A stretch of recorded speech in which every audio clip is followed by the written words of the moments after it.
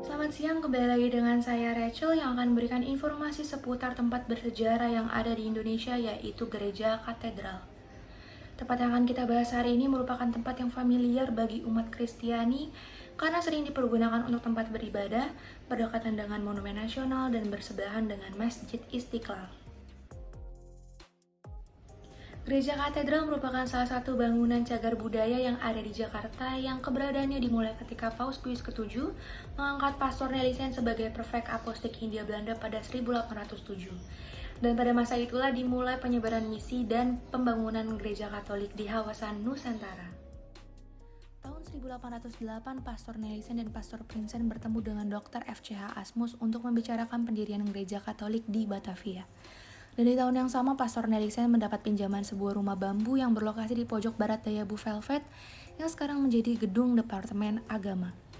1 tahun kemudian, umat Katolik mendapat hibah sebidang tanah, namun karena kekurangan dana, pembangunan gereja urung dilaksanakan. Tidak sampai di situ, pihak gereja memohon kepada pemerintah Batavia untuk memberikan sebuah bangunan kecil yang berlokasi di Jalan Kenanga, kawasan Senen, untuk dijadikan gereja Katolik.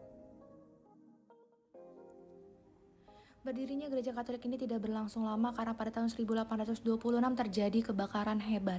Dan setelah tragedi tersebut, umat Katolik akhirnya memperoleh tempat baru yang mana merupakan rumah dinas para gubernur jenderal yang telah kosong dengan beberapa persetujuan.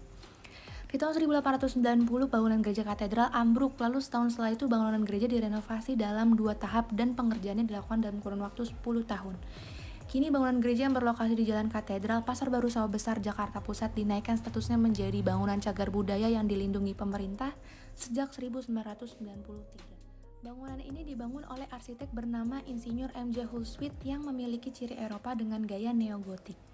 Dilengkapi dengan daun pintu yang menjulang tinggi dan dengan banyak jendela, serta dihiasi dengan lukisan yang menjelaskan tentang peristiwa jalan salib yang pernah dialami oleh Yesus Kristus. Tepat di bawah lukisan tersebut, di bagian kanan dan kiri gereja terdapat bilik-bilik yang digunakan sebagai tempat untuk pengakuan dosa. Sementara di bagian depan terdapat altar suci pemberian dari Komisaris Jenderal Dubus Degi Signis dan menjadi altar utama dalam berbagai misa.